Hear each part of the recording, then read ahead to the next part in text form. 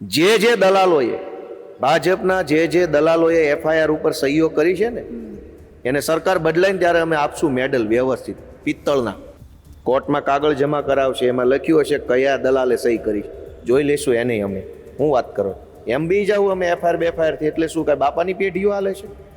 અને કરો થાય એટલે એફઆઈઆર અમે બેઠા છીએ. સરકારમાં આવે તેથી મોઢા અંતાડવાની જગ્યા ગોતી રાખજો. કોણ છે પાટીલ?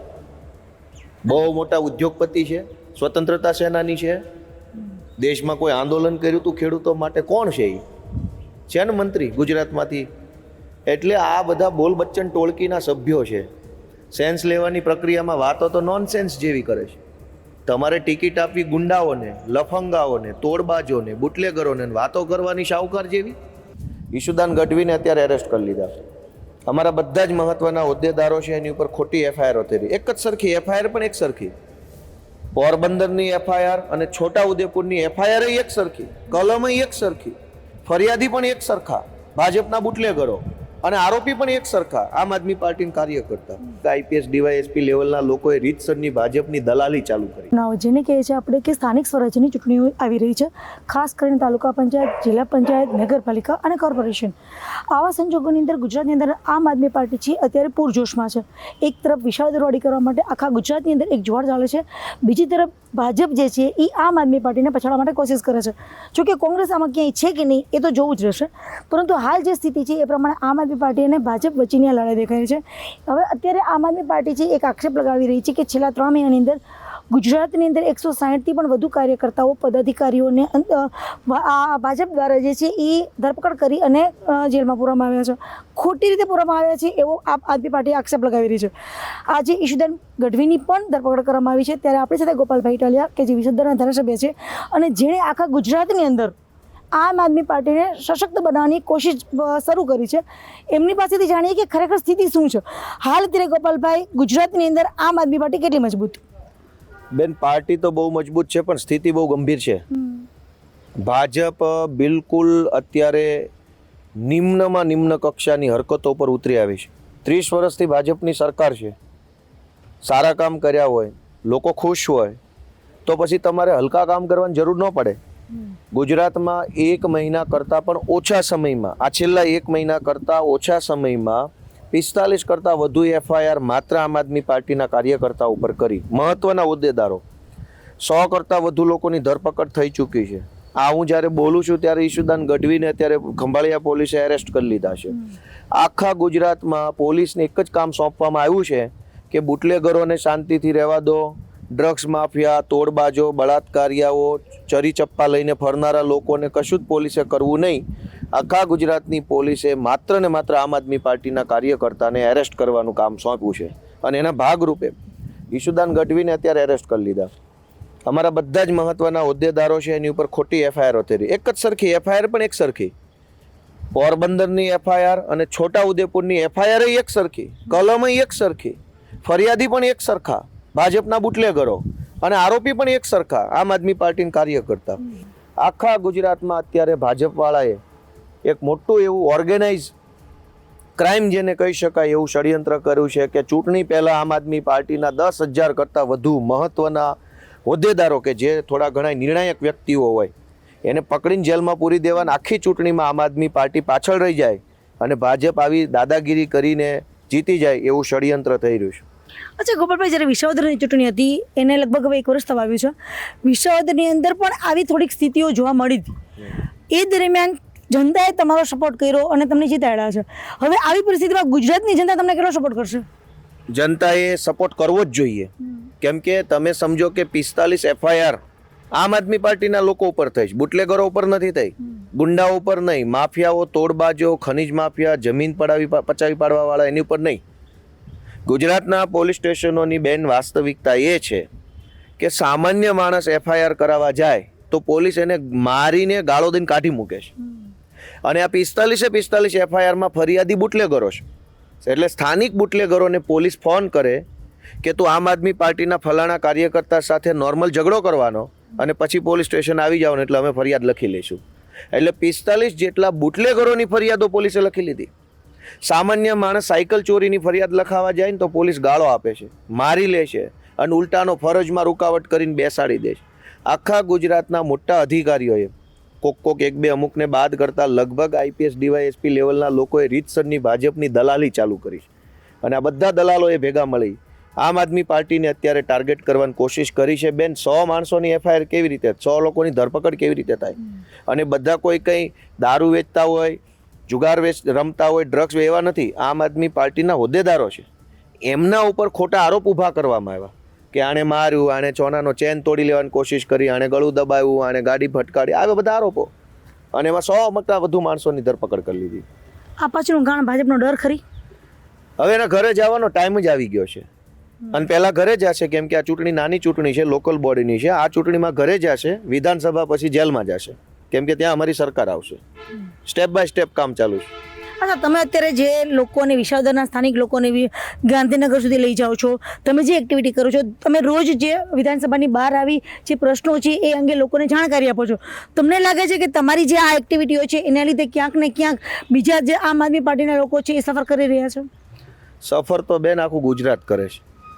સફર અંગ્રેજી શબ્દ છે. સફર કરવું એટલે ભોગવવું, પીડા મહેસૂસ કરવી, દુઃખી થવું. આખું ગુજરાત દુઃખી છે, આખું ગુજરાત પીડા અનુભવે છે.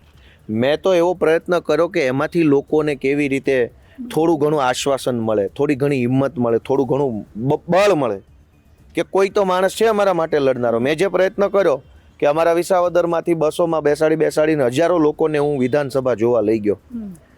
બેન, એક વસ્તુ સમજો, કાલે નરેન્દ્ર મોદીની સભા વાવથરાદમાં હતી. આખા ગુજરાતમાંથી 2000 બસો મૂકી હતી ને. ભાજપવાળાની સભા હોય તો બસો મૂકશો. ગોપાલ ઇટાલીએ સભામાં લઈ જવા માટે નહીં, વિધાનસભામાં લઈ જવા બસો મૂકી. તો આમાં કયો સાચો ને કયો ખોટો જનતા નક્કી કરે. અને મેં ચૂંટણી પછી મૂકી બસો, એણે ચૂંટણી પહેલાં મૂકી. ચૂંટણી આવી તો નરેન્દ્ર મોદીના કાર્યક્રમમાં જવાની બસો છે. તો ગુજરાતની વિધાનસભાનું સત્ર ચાલુ હોય ત્યારે દરેક જિલ્લામાં 50-50 બસો મૂકી દો. જેને વિધાનસભા જોયું હોય એને મફત. અહીં જુનાગઢથી બસ ઉપડે આઝાદ ચોકથી અને લઈ જાય ગાંધીનગરને, પાછા લઈ આવે. રાજકોટથી ઉપડે ત્રિકોણબાગથી. બધા જિલ્લામાં કાં બસો મૂકતા નથી? અમે બસો મૂકી તો એની ટીકા કરવી છે ભાજપવાળાએ. અને મેં મૂકી તો મૂકીને હું બીજી વારે મૂકીશ. હું 50 વાર બસો મૂકીશ. જ્યાં સુધી પબ્લિક આવશે ત્યાં સુધી મૂકીશ. પબ્લિક એમ કે હવે અમે જોઈ લીધો, હવે નથી આવવું, તો હું બંધ કરી દઈશ. અચ્છા, કેજરીવાલ અને મનીષ સિસોદિયા જ્યારે દિલ્હીમાં ચૂંટણી માટે હતા ત્યારે એના ઉપર આરોપ લાગ્યા હતા અને શરાબ ગોટાળાની અંદર એ લોકોને પણ જેલમાં મૂકવામાં આવ્યા, જેના લીધે આમ આદમી પાર્ટીને દિલ્હીમાં હારનો સામનો કરવો પડ્યો. હવે એવા જ સંજોગોમાં અત્યારે ગુજરાતની અંદર સેમ સ્થિતિ આવી રહી છે. તમારા જ લોકોને કોઈના કોઈ કેસમાં ફસાવવામાં આવી રહ્યા છે. ત્યારે ગુજરાતની અંદર આવનારી ચૂંટણીમાં આમ આદમી પાર્ટીનું સ્ટેપ કેવું રહેશે? બેન, સ્ટેપ તો જનતા નક્કી કરશે કે આ જે તાનાશાહી થઈ રહી છે, હાવ ખોટા કેસો કરવા, જે ઘટના બની જ નથી એવી ખોટી એફઆઈઆરો કરીને જે જેલમાં પૂરે છે, એમાં એક જ સંદેશ છે કે દુનિયાના કોઈ દેશમાં એક જ પાર્ટીની સરકાર આજીવન નથી રહી. લાંબો સમય રહી શકે, 20 વર્ષ, 30 વર્ષ, 40 વર્ષ રહે, પણ 100 વર્ષ ન રહે.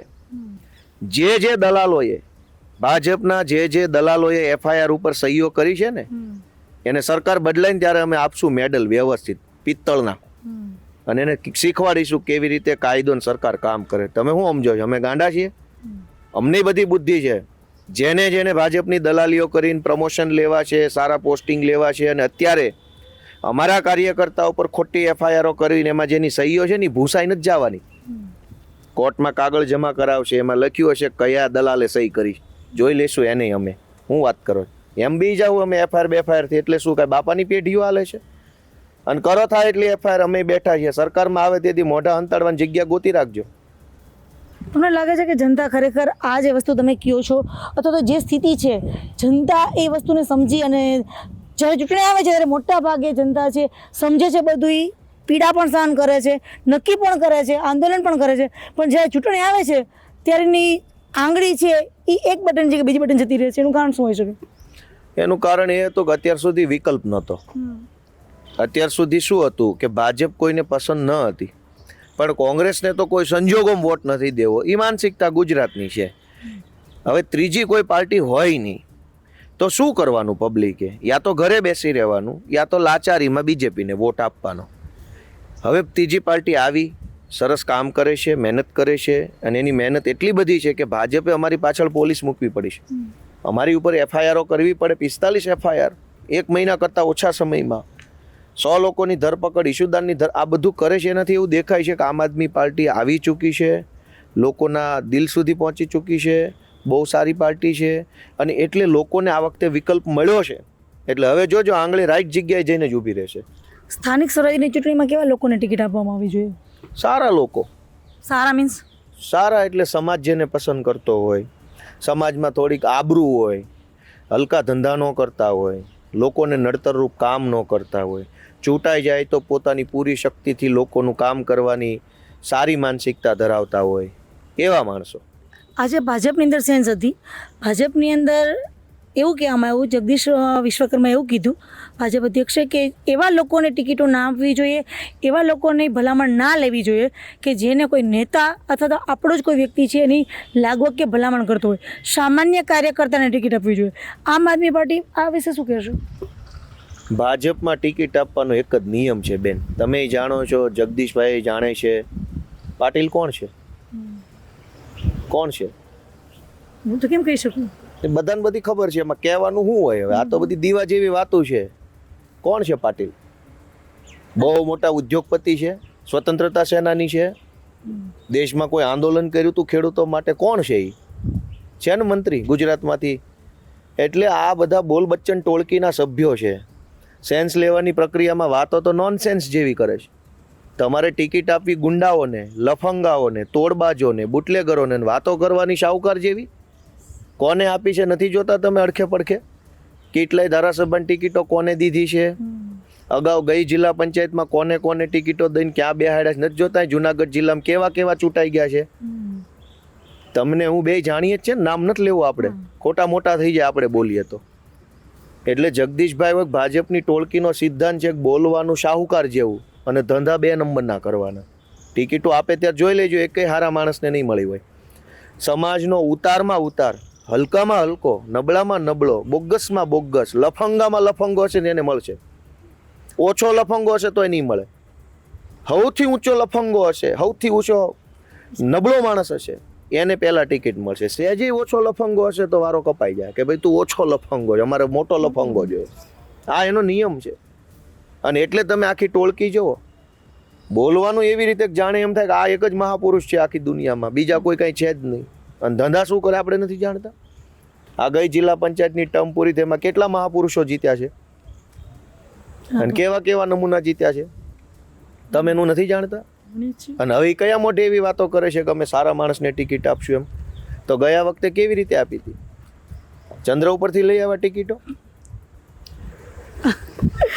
તો આ હતા ગોપાલભાઈ ટળિયા કે જે સ્પષ્ટ વક્તા છે. એમણે ચોખ્ખો આવો આક્ષેપ લગાવ્યો છે કે આમાં ભાજપ છે ક્યાંક ને ક્યાંક ડરેલી છે, ખૂબ બોખલાઈ ગયેલી છે અને એટલા જ માટે એ અત્યારે આપના જે કાર્યકર્તાઓ છે એને કોઈને કોઈ ખોટા કેસોમાં ફસાવી રહી છે અને જેલમાં પુરાવી રહી છે, જેથી કરીને આવનારી ચૂંટણીની અંદર આમ આદમી પાર્ટી છે એ આ પોતાના પદાધિકારીઓને છોડવા માટે જે કોશિશ કરતી રહી એ દરમિયાન એ આમ આદમી પાર્ટીનો પ્રચાર ના કરી શકે.